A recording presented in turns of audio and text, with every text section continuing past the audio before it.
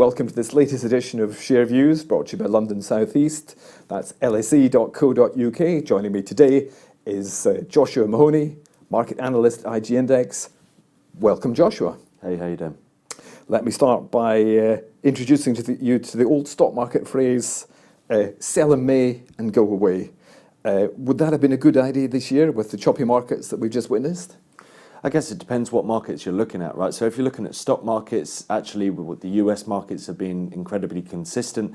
What we have actually seen is the VIX has dropped below that 10 mark, so historically we're at very low levels of volatility, even for the summer period. So actually it's the thing that's actually pulled it back up has been the likes of Donald Trump coming out saying that he might wage war against North Korea. So if it's the case that actually we only see really strong volatility around about the times that we see something left field of that kind of thing, then maybe it's a kind of thing that you maybe look elsewhere, or perhaps you should take your lead from something akin to the fact that actually when the US market's been doing very well, it's when we're seeing the devaluation of the dollar. As we're starting to see a story where we might see a revaluation of the dollar or appreciation of the dollar, perhaps it makes more sense to start looking towards some of the European markets, and hopefully it will start to pick up as the season goes on. More on the dollar later in the interview, but instead we find ourselves sitting here in August analysing the latest UK average earnings figures and employment figures, both of which were out this Wednesday morning, both of which were positive. Tell me about those numbers. Yeah, so we hit a 42-year low in terms of unemployment rate. Of course, that's the sort of big headline number, but crucially, that's the June number. And we actually, if we look at the claimant count figure, that also came in very strong. We saw a big drop to minus around about 4,500. Now, crucially, that's the July number. So if you're factoring in the fact that we've seen a drop in terms of unemployment, but for next month, we're also seeing a big drop in terms of claimant count, there is room for manoeuvre to think that actually we could see this improve further.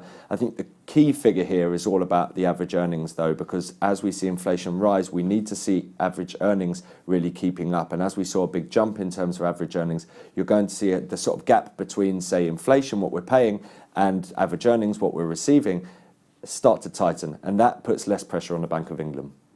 So inflation, CPI inflation rate is 2.6 at the moment. Average earnings are creeping upwards. Does that rise in average earnings actually feed into the inflation rate, which is a bad thing?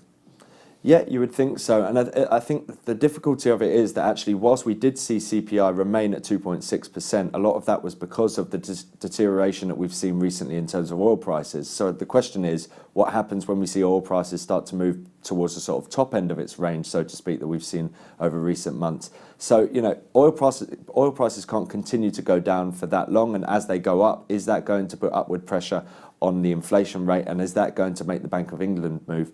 I guess that's the big question, but then feeding into that is also going to be the value of the currency. If we see the value of the pound continue to deteriorate or start to turn lower again in a heavy manner, as we've seen recently, then again, that's going to really impact inflation and start to drive inflation upwards, and that's going to put pressure on the Bank of England. So I think core to it all is going to be what's happening in terms of the exchange rate, first of all, in terms of the value of the pound, and then that's going to lead into what's happening with interest rates. Do you think Mark Carney is a worried man right now?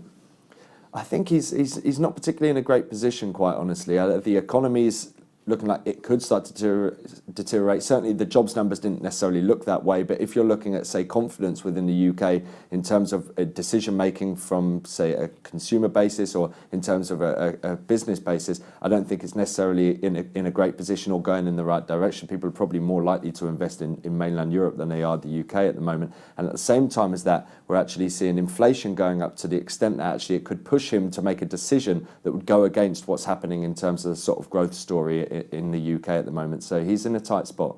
And the one thing we've not touched upon are Brexit negotiations. And of course, they continue to overhang the UK economy.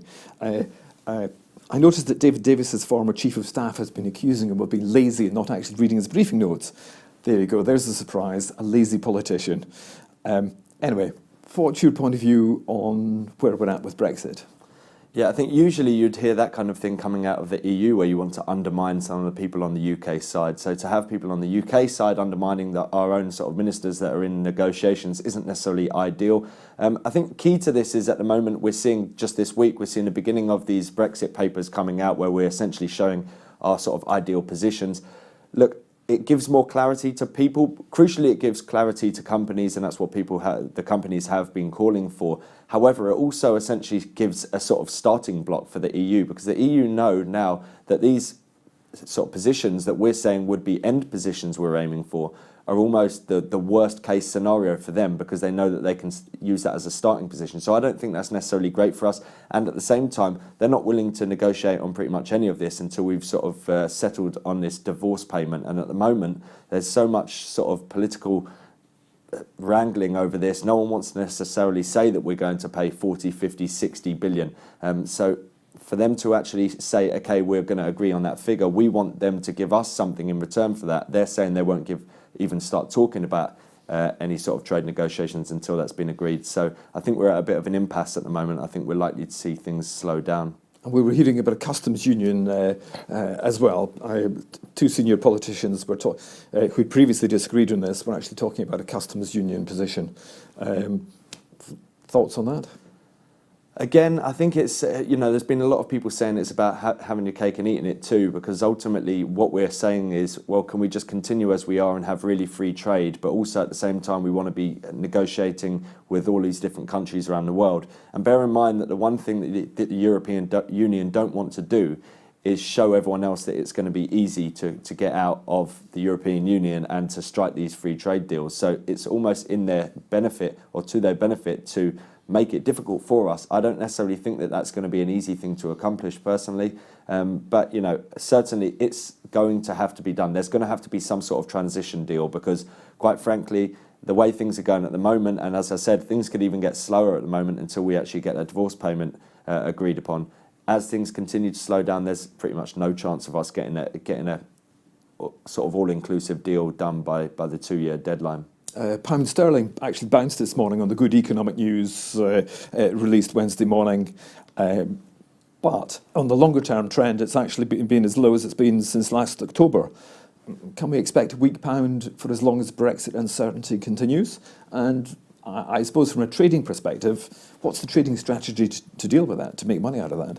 Yeah, I think that ultimately it depends on what you're trading against, right? So the pound against the US dollar potentially has the possibility of seeing the dollar coming back into play, as we've seen a big devaluation. And that's why actually the pound has looked to some like it's actually having a resurgence. It's having a resurgence as long as it's coming up against the US dollar. It's pretty much losing against the board. Again, like you said, if it comes up against the euro, actually the euro's been completely outdoing it, and I don't necessarily think that's going to change anytime soon. I think there's Brexit negotiations. It's going to be hard fought to, in the next two-year period, find any sort of decent headlines that are going to come out of it, quite frankly. So I think the pound's going to continue to be depressed. It all depends on what it's against, quite honestly. I think it's going to lose against the euro, and I think as we're seeing at the moment, we're starting to see the dollar coming back into play. I think Q4 is going to be all about tightening over at the Fed, and I think the dollar is going to start coming back into strength, and I think that means that the pound should lose out again there. So yes, at the moment, just this morning, we're seeing some strength coming into play, but actually earlier in the week, we'd seen some pretty widespread selling for the pound. Wednesday evening, we can expect new news from the Fed. Fed minutes are released, so that's going to feed into exactly this conversation we've been having. If there's anything remotely dovish, then we're in for a very interesting overnight trading session on the dollar. What are your thoughts looking ahead to that? Yeah, exactly. I mean, look, ultimately, we've sort of, in the sort of collective mindset of the markets, we've got this idea that we're going to see a rate rise in December. We're going to see it set out in September, when we're going to see essentially a normalization of the balance sheet. So anything that's going to allude to the bringing forward or the putting back of exactly that should be able to move the markets. But like you said, something more dovish is likely to move things more than a hawkish one, because we've seen a sort of hawkish stance coming into play over time. That being said, earlier in the year, we were looking for September to be the time for the rate rise. We're now pushing it back to December, and actually it was only that more recent, really strong jobs report that really sort of solidified it in our minds that actually December is still on. And before that, we actually saw people saying actually maybe we won't see another rate rise within 2017. So I guess it's whether we see something that's really going to shift those expectations. Okay, and turning to crude oil, our audience are big fans of oil exploration and development. Brent crude is trading at $51 a barrel currently. Where do you think the long-term trend is for crude oil? So I think there's two ways of looking at this, and I guess I'm thinking in terms of I've got the chart in my mind, and we're not necessarily looking at the chart right now, but we have been trending lower over recent months.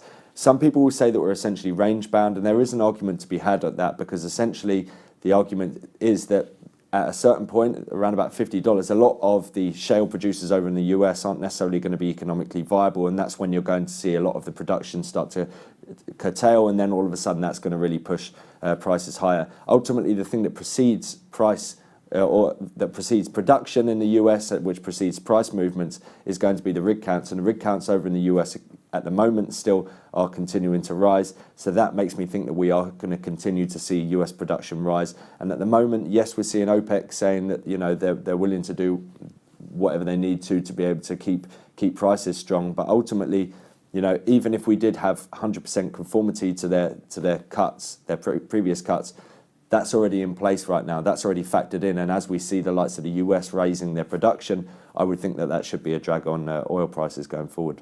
And that's it from London South East Share Views. All that remains is for me to thank Joshua Mahony, market analyst at IG Index, for joining me, and thank you for watching.